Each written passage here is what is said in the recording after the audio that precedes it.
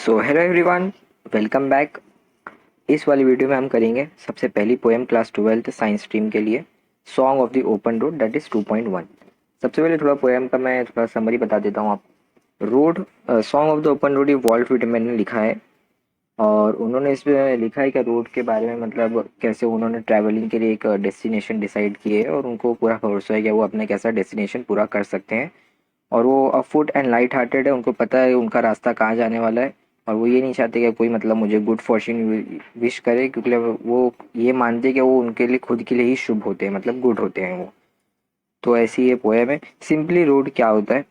Road वो होता है जिसपे आप घूमो फिरो, नाचो गाओ, कूदो खेलो, अकेले जाओ, खुद के साथ जाओ, किसी और के साथ जाओ, कुछ भी करो, किसी को क्या। तो ये होता है रोड सिंपली। अच्छा, जोक्स अपार्ट, तो अब song of the open road इसी है, मतलब पोएट ने हमको ये समझाया कि मतलब रोड के ऊपर जो सॉन्ग वो गाते हुए निकले, उन्हें अपने डेस्टिनेशन तक पहुंचने का है और कैसे वो अपने डेस्टिनेशन तक पहुंचेंगे, उनके बीच में जो जो चीज़ें आ रही है उसके बारे में उन्होंने एक्सप्लेन किया है। तो पोएम आप अच्छे से एक बार पढ़ लीजिएगा। अब मैं यहाँ पे आपको ब्रेनस्टॉर्मिंग थोड़ा क्वेश्चन आंसर्स करा देता हूँ। सबसे पहला, pick out the lines that the poet is prepare to enjoy every moment of his journey. जो लाइन्स हमें बता रही है कि मतलब जो भी जर्नी पे जाने वाले हमारे वर्ल्ड में अपने एक एक पल को मतलब एंजॉय करेंगे, वो लाइंस को आपको इधर बताने का एक बार।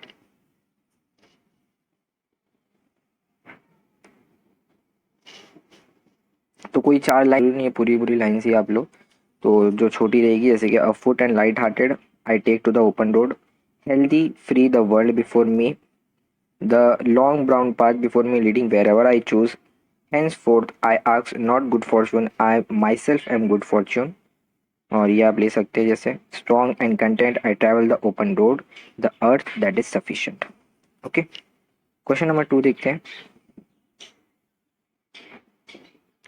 Bye old delicious burdens the poet means, मतलब ये लाइन से पोएट क्या बताना चाहता है? A the luggage, B the food he carries, C the stress he bears during the travels and D sweet memories of the past. तो answer क्या होएगा? ओल्ड डिलीशियस बर्डन से मतलब जो पोएट क्या समझाना चाहता है? तो आंसर है C and D, the stress he bears during the travels and D sweet memories of the past. Third question पे आ जाते हैं।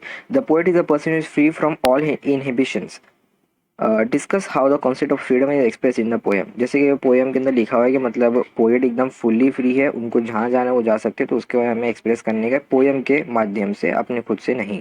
तो the poet has written the poem with an objective of stirring the idea of freedom on the reader's mind. The spirit of freedom is expressed in the poem through the symbolic reference to the open road where men come together irrespective of their social status. Freedom implies the independence to choose one's road, both literally and figuratively. It also means enjoying nature in a free state of mind. मतलब freedom कैसा है आपका इसके अंदर? एक road एक ऐसी जगह होती है यहाँ पे चाहे कोई भी इंसान हो ना, हर कोई यूज़ करता है, चाहे छोटा हो बच्चा हो, पैदा हो बच्चा हो। एक मिनट, पैदा हुआ बच्चा वो तो गाड़ी में रहते ना, चलो उसको भी कंसिडर कर लेते। मतलब बच्चे रहे, अंडर एज रहे, अडल्ट रहे, ओल्ड रहे, सब लोग एक रोड को यूज़ करते। तो उसके ऊपर चाहे आपका कोई सोशल या प्राइवेट स्टेटस नहीं देखा जाता, आप कितने रिच हो या ओल्ड हो, सबका एक जैसा इक्वल हो रहता है। तो उसके हिसाब से पोएम ने बताया है कि ये फ्रीडम है उनके लिए, जिसको सब लोग यूज़ कर देते हैं रोड को कहीं पे भी जाने के लिए। नेक्स्ट क्वेश्चन, ये वही आपका पिछले वाले क्वेश्चन है, सब पूरा कंटिन्यूड है। आप देख लीजिए इसको एक बार। तो poem is about to embark on a trip. ज़रूरी नहीं है जो इसमें इतना सब ये पूरा दिया हुआ है आप पूरा पूरा ही लिखिए। आप इसको सिर्फ एक रेफरेंस के लिए अपने पास रख सकते हैं। इसके बाद में मैं वीडियो के एंड में आपको स्क्रीनशॉट लेने दे दूंगा, आप इसको सिर्फ रेफरेंस के लिए अपने पास रखिए। उसके बाद आप खुद से अपना आंसर बना के लिख सकते हो। ये सब क्वेश्चन क्या रहता है एक्चुअली, ये सब सेल्फ रिस्पॉन्स क्वेश्चन रहते हैं, जिनको आपको खुद से लिखना रहता है।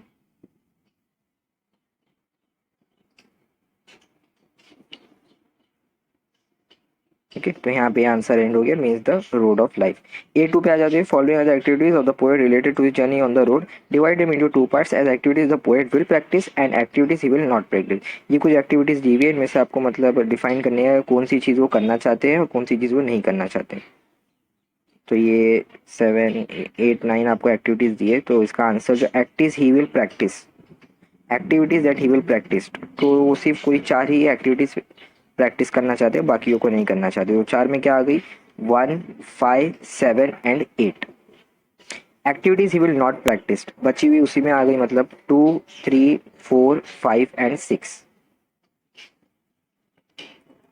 Write down the trace the poet exhibit through the following lines. One is done for you, मतलब लाइन दी हुई है उसके हिसाब से पोएट आपको क्या बताना चाह रहा है. Henceforth I ask for no good fortune. I myself am good fortune, मतलब सेल्फ कॉन्फिडेंस. उनको खुद के ऊपर भरोसा है कि मेरे को किसी के अच्छे के लिए जरूरत नहीं है, कि मैं खुद अच्छा इंसान हूँ. Henceforth I whimper no more. Postpone no more. Need nothing. उसके लिए क्या बता रहे हैं, पॉजिटिव है और सेल्फ रिलायंट है, खुद के ऊपर डिपेंडेंट है. I do not want the constellations any nearer. इसके लिए क्या आप बोल सकते हो क्वालिटी या trait, self assured, independent, contentment. I swear that it is impossible for me to get rid of them. Get rid मतलब प्रॉब्लम से कैसे छुटकारा पाते हैं, उनको पता है क्या नहीं मिल सकता है. तो उनको जब पता है तो उनकी क्लियर थिंकिंग है, नोइंग हिज माइंड है और जीनियसनेस है. I am filled with them. I will fill them in return. Interdependence, aware, honest, and about himself.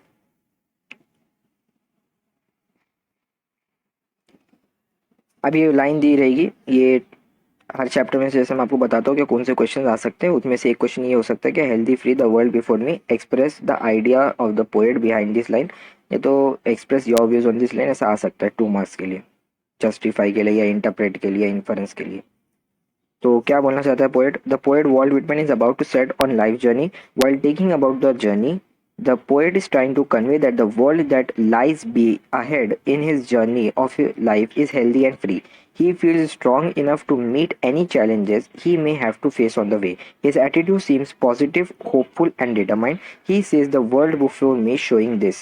Hence, we can say he is ready to make use of every opportunity the world can provide, and he will not delay or compare, postpone or criticize, blaming others. He can make any dream come true.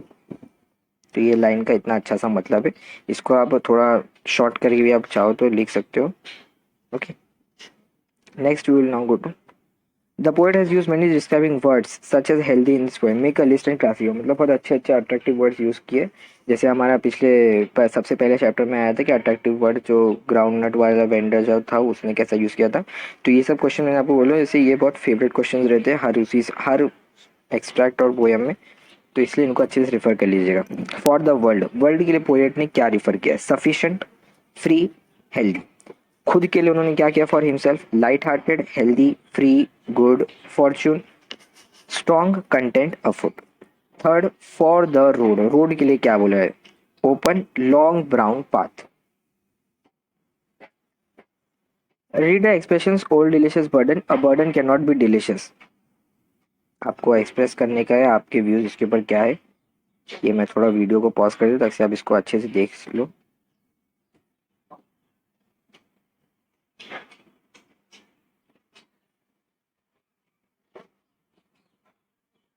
सब ये सब self response है, फिर भी मैंने आपको अच्छे से पूरा प्रोवाइड कर दिया हूँ.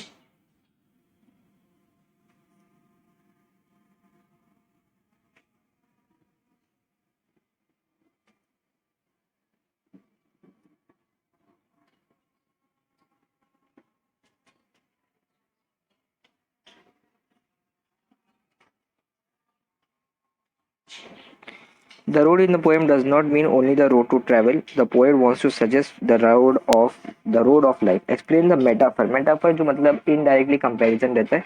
जैसे फॉर एग्जाम्पल है मेटाफर का मैं ले लूँ तो वो हो जाएगा his farm is his livelihood, मतलब उसका फार्म उसके जीने का सहारा है. तो ये इनडायरेक्टली कनेक्टेड है. ओके, तो इसीलिए मतलब जो पोएम के अंदर जो मेटाफर यूज हुआ है रोड का और पोएट के बीच में, वो आपको अच्छे से पूरा एक्सप्लेन करने का है. In the poem road referred to in the poem has both literal and figurative meanings. The road to travel is indirectly compared with road of life. यहाँ पे क्या हुआ है, जो रोड पे हम ट्रैवल करते हैं उसको पोएट ने रोड ऑफ लाइफ से कंपेयर कर दिया है. Hence the figure of speech use is metaphor.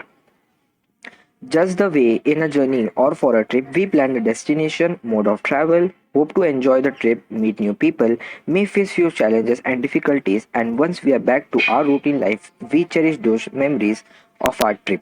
In the same way, life is a long journey too, where we have our family and friends. We are unaware about uncertainties. We work hard, we get success and face failures, and life goes on in both a trip of our life. What matters is the positive attitude and the flexible mindset. If we have belief in ourselves, we can face any difficulty. Also, the road in the poem represents equality, symbolizes freedom and opportunity for all. Next question जब आ जाते हैं, progress and the open road propagates democratic values, क्या signify करता है open road आपको? There are certain words that are repeated in the poem, for example no more, line 7, find और similar expression, explain the effect. कभी भी ऐसा no मोर या तो अगर कोई वो वर्ड या तो कोई वर्ड या कभी भी कोई वर्ड रिपीट होता है तो उसको बोलते हैं फिगर ऑफ स्पीच, उसके लिए आता है एंटीथेसिस, सॉरी रिपीटिशन। रिपीटिशन आता है कभी भी कोई एक वर्ड, जैसे एड, एडवर्टीजमेंट, ये बार बार रिपीट हो रहा है, जैसे यहाँ पे नो मोर है तो अगर वो बार बार रिपीट हो रहा है तो उसको बोलते हैं repetition, figure of speech. Reason why it is repetition, because the poet has used for better poetic effect. हाँ, अब वर्ड हो गया, अब अल्फाबेट भी कभी कभी रिपीट हो सकते हैं, ए या तो कुछ एस, तो उसके लिए क्या होता है, वो होता है आपका एलिट्रेशन, रिपीटिशन का भाई एलिट्रेशन। रीजन क्या है, the poet has used to provide better poetic effect. Okay, तो आप देख लो अच्छे से क्या इफेक्ट वो पोएम में क्रिएट कर रहे हैं वो सब वर्ड्स, और कौन कौन से, मतलब ये सब क्वेश्चन ऐसा मोस्टली चांसेस तो रहते हैं नहीं, जहाँ तक हमको लगता है, क्योंकि हम लोग का पूरा 12th स्टैंडर्ड में जितने भी हमको मतलब हुआ था एग्जाम्स, उनमें किसी में ये पूछे गए नहीं थे, लेकिन फिर भी आप रेफर कर लीजिए, बोर्ड का भी कैन नॉट से एनीथिंग।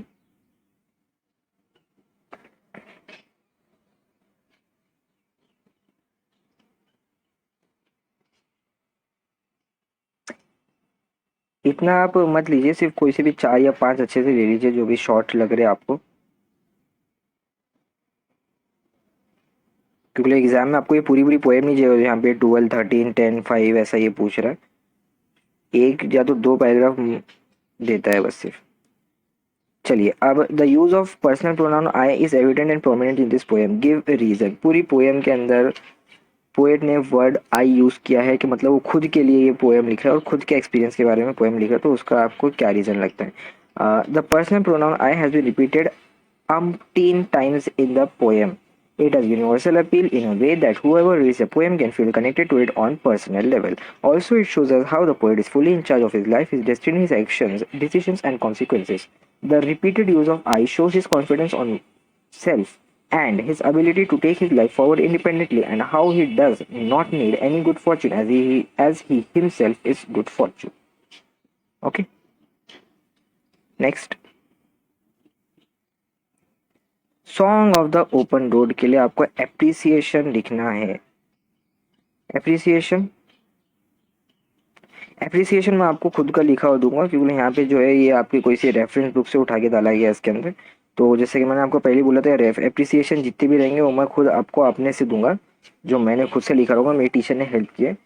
क्योंकि आप अगर ये सब एप्रिसिएशन जो आप रेफरेंस बुक से लिखते हो, अगर आप बोर्ड में या तो अगर कहीं पे भी लिखते हो, तो आपको जो मैक्सिमम मार्क्स टीचर्स दे सकते हो, होता है 2 या तो 2.5, और अप्रिसिएशन आपको आता है 4 मार्क्स के लिए। तो आपको 3 मार्क्स कभी नहीं मिल सकता अगर आप ये सब लिखते हो, क्योंकि ये सब एप्लीकेशन बेस्ड क्वेश्चन रहते हैं, मतलब एप्लीकेशन ऑफ इंग्लिश ग्रामर। बच्चे लोग ने आज तक मतलब 12 साल में जितने भी इंग्लिश पढ़े वो कहाँ यूज़ कर रहे हैं, उन सब के लिए ये एप्लीकेशन बेस्ड क्वेश्चन रहता है, जैसे एप्रिसिएशन हो गया, माइंड मैपिंग हो गया, ग्रुप डिस्कशन हो गया।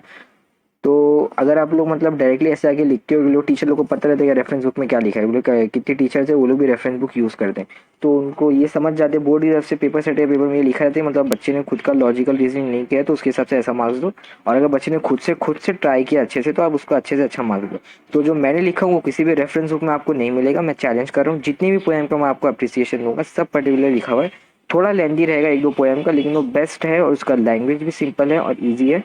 आप उसको याद करके बोर्ड में लिख के आओगे, प्रीलियम में लिखोगे, सेमेस्टर में लिखोगे, आपको पक्का 3 मार्क्स मिल जाएगा, 3 या तो 3.5 आउट ऑफ 4। इतना किसी टॉपर को भी नहीं मिलेगा, टॉपर भी रेफरेंस बुक से ही पढ़ के आएगा। Okay, so as of now के लिए अभी हम ये छोड़ देते हैं, मैं अगले वीडियो में आपको इसका अप्रिसिएशन भेज दूंगा। एक्चुअली यहाँ पे बल्कि मेरे ख्याल से कुछ ज़्यादा ही बड़ा है। Right 4 to 6 lines of free words on the topic. ये आपको कंपोजर पोएम के लिए आता है।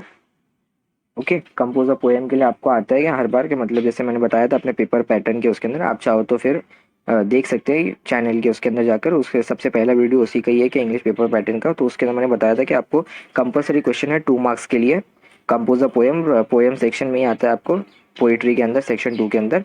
और कंपोज आपको बनाया था, या तो आपको एक टॉपिक दे देगा या तो आपको बोलेगा कि आप एक पोएम बनाओ फ्री वर्ड्स में, या तो राइम स्कीम जैसा अगर आप चाहो तो उसके हिसाब से पोएम यहाँ पे दिया है।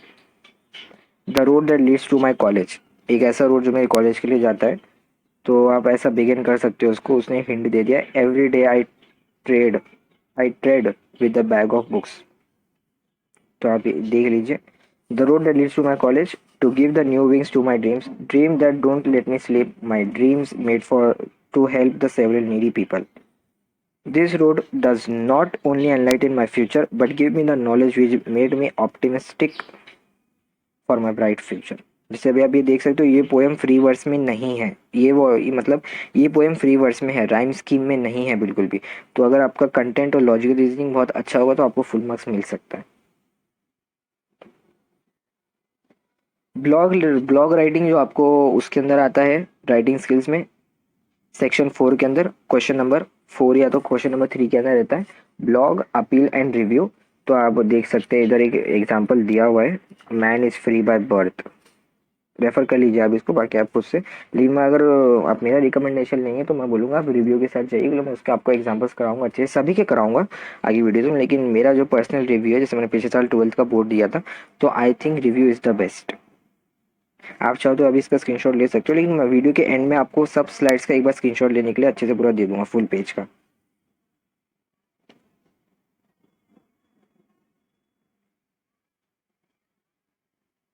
Man is free by the birth, अच्छा टॉपिक है ये। आपको एक्सपांशन ऑफ आइडियाज में भी आ सकता है, ये सेइंग भी हो सकती है क्योंकि लाइक, लेकिन एक्सपांशन ऑफ आइडिया में आप इतना बड़ा नहीं लिख सकते हो, उसमें सिर्फ 3 पैराग्राफ ही लिखना पड़ता है, उसका फॉर्मेट ही वही रहता है। पैराग्राफ में पहले वाले पैराग्राफ में थोड़ा इंट्रोडक्शन, सेकंड में कोई एग्जाम्पल और थर्ड में कंक्लूडिंग स्टेटमेंट रहता है, वो अभी मैं आपको बताऊंगा अपने आगे की वीडियोस में।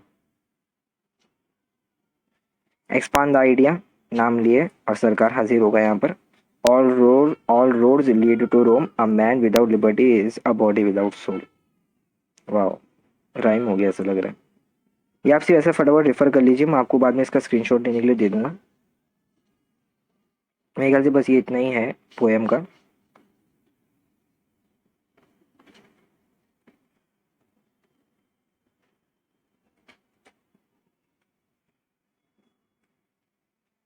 Take the help from the resources, ये इंटरनेट से अवेलेबल है, इसका मतलब कोई वो है नहीं, आपको सिर्फ एप्लीकेशन बेस्ड क्वेश्चन रहते हैं ये सब। आइस ब्रेकर्स पे आ जाते हैं, जो आपका चैप्टर की सबसे शुरुआत में रहता है। Choose the mode of travel that you would like for most of the journey, airway, waterway, railway, roadway. ये आपका पर्सनल है तो आप इसके ऊपर खुद से कुछ कर सकते हो, आई डोंट थिंक मतलब आपको इसका ज़रूरत रहेगा। सबका एक ही दे दिया। Discuss with your partner the preparations you would like to make for the journey chosen, मतलब आपने कोई एक जर्नी पिकनिक प्लान किया तो आप उसके लिए मतलब क्या क्या प्लान कर सकते हो, क्या क्या आप करना चाहोगे उसके ऊपर। अगेन ये सब क्वेश्चन अभी तक तो कभी आया है नहीं बोर्ड में, ना कभी प्रीलियम में, ये सब में। आप चाहो तो फिर भी इसको रेफर कर सकते हो एक बार। Discuss the ways in which you would overcome the problems, hindrances, difficulties you face during your journey. कोई 3-4 पॉइंट आप ले लो बस, सिर्फ ज़्यादा नहीं इतना।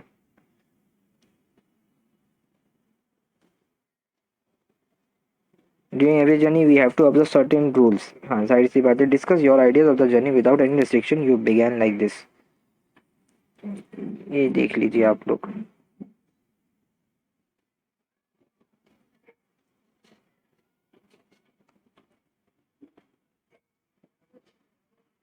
ओके, चलिए अब थोड़ा आप स्क्रीनशॉट ले लीजिएगा, मैं पूरा अच्छे से दिखा देता हूँ स्लाइड 1 से।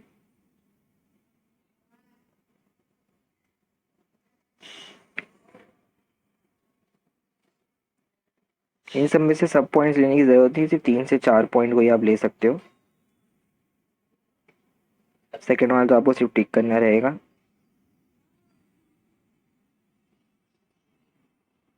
अगेन ये इतना बड़ा आंसर पूरा लिखने की जरूरत नहीं है, आप इसको शॉर्ट कर सकते हो काट के, जिसमें हम आजकल के स्टूडेंट बहुत अच्छे रहते हैं एकदम।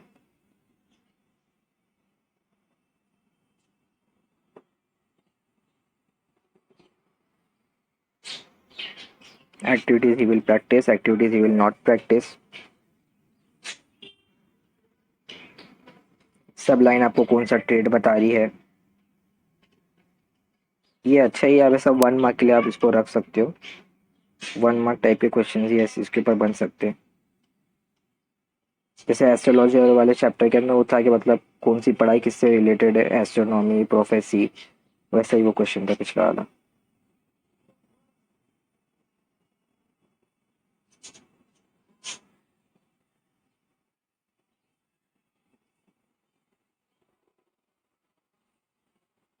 जो फिगर ऑफ स्पीच है आपका पैराडॉक्स, इतना बड़ा उसने इतना लंबा चौड़ा भाषण नहीं, सिर्फ एक पैराडॉक्स के लिए।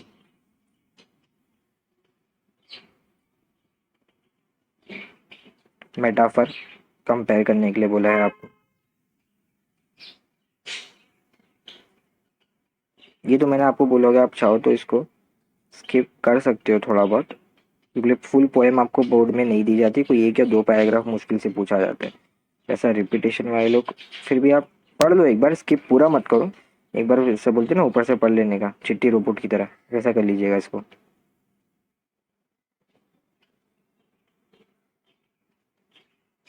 ये बहुत अच्छा है question. The use of personal pronoun is evident in the poem, give reason. ये जो आपका अप्रिसिएशन जो मैंने आपके लिए तैयार किया उसके अंदर ये ऐसा ही सिमिलर, क्या वो रीजन रहते हैं ना कि आपको ये पोएम क्यों पसंद, why do like the poem, उसके अंदर मैंने यही डाला हूँ, मतलब अच्छे से special feature of the poem में मैंने यही इंक्लूड किया पर्सनल प्रोनाउन के बारे में।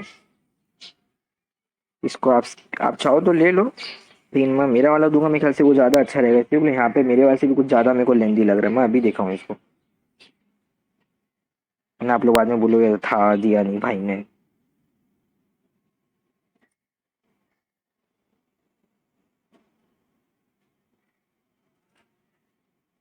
4 पेज, बाप रे।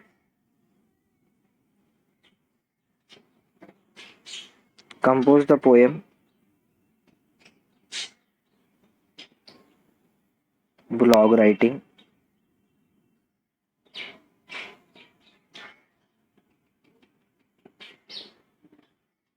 एक्सपांड द आइडिया,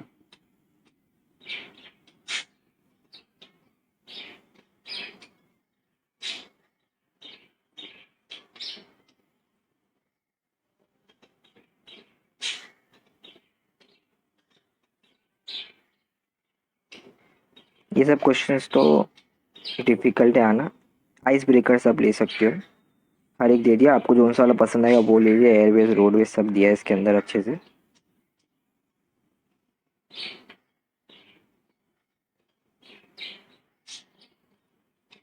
डिफिकल्टीज आपकी जर्नी पर।